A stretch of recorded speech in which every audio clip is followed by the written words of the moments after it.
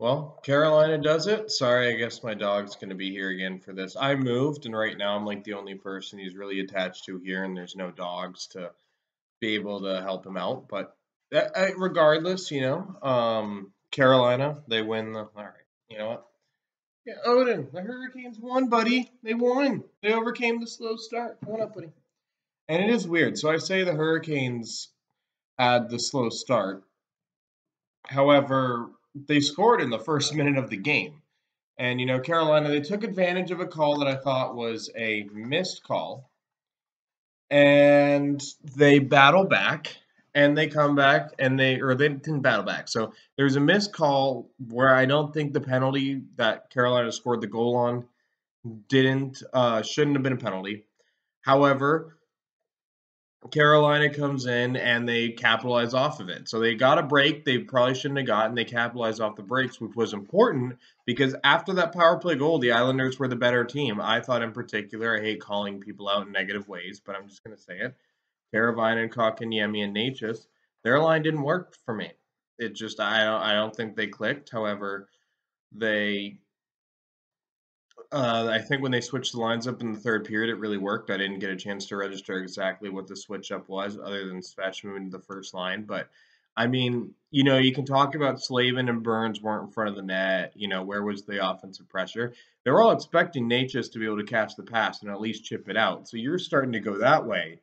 And so, but Natchez didn't catch it, and then the Islanders defenseman catched it clean. Now, was it a perfect pass? No, but for me, in that situation, you have to catch the play and Natchez did it. And I remember I was getting frustrated, but like with all things, whenever I get really frustrated with Natchez, Natchez gets a goal.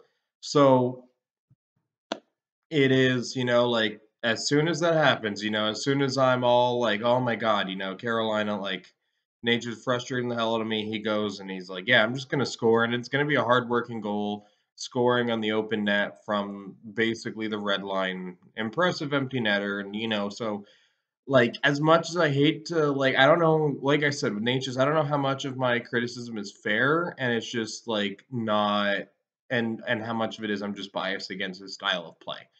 So I will say that when I go in there, but I don't think him, Kotkaniemi, and Teravainen worked. So I hope Brindamore changes it, or maybe it's a mulligan game and it's like, all right, they didn't work here, but in the future they're going to be better. That could be the case as well.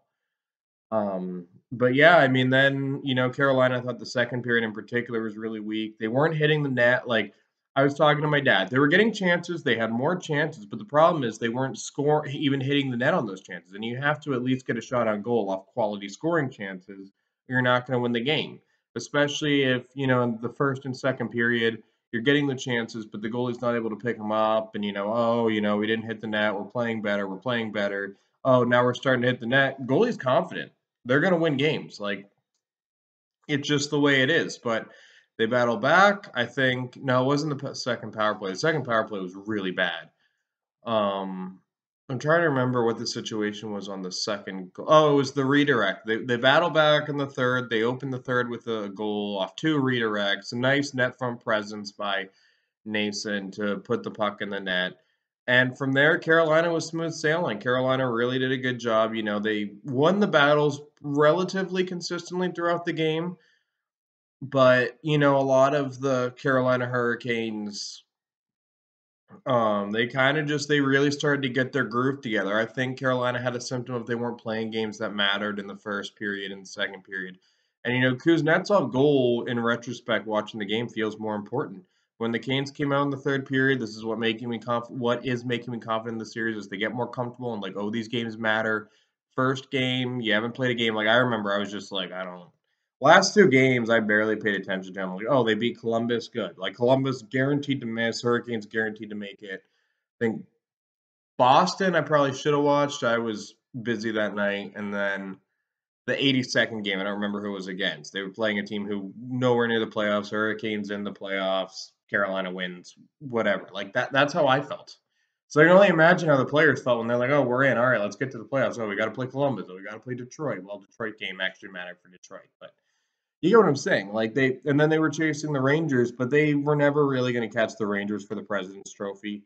I don't think it was ever really in doubt. It got close when the Rangers hit a bit of that skid, but it was like the Hurricanes were never going to catch the Rangers, so, like, they were guaranteed second because the Islanders, Flyers, Penguins, Capitals, and then, if you're counting wild card, Red Wings and Sabres were all basically like, "No you, no you, no you, no you," when it came to the playoff race. So, Carolina basically since March, middle of March, their playoff spot was set.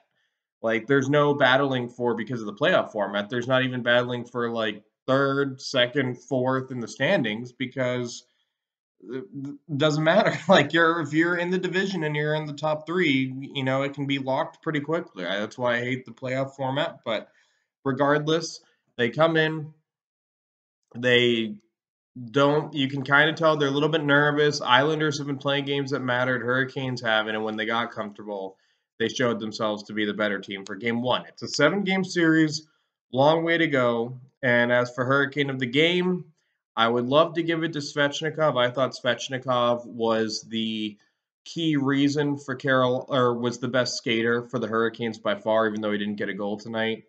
Natchez, as an apology for how much I crapped on him while watching the game would work, but I mean, he wasn't the best player tonight.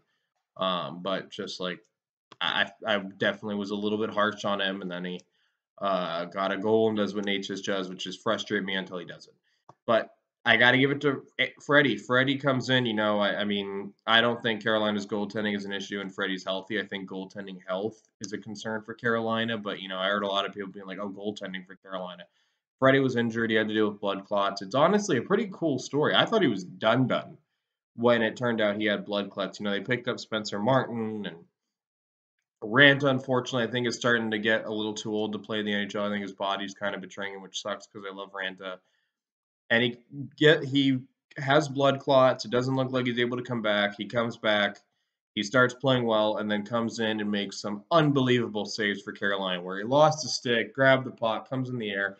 It's a really good story forming with Freddie Anderson and being able to overcome a life-threatening issue, which is blood clots. I thought he was done because, like getting in better and better shape, your blood moves slower and slower.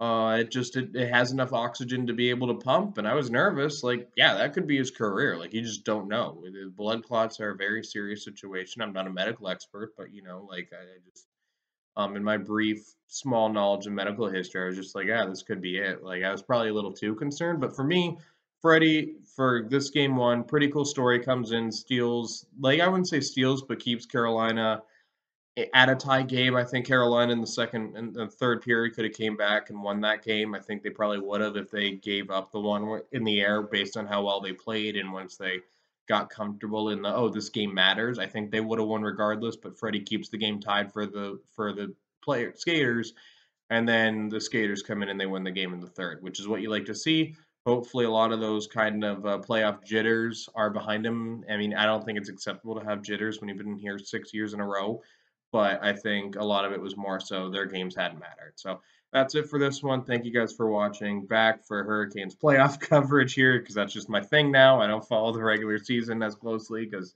I'm an adult. I don't have time anymore. And I'll see you guys for game 2. 15 or 1 down, 15 to go. See you guys soon.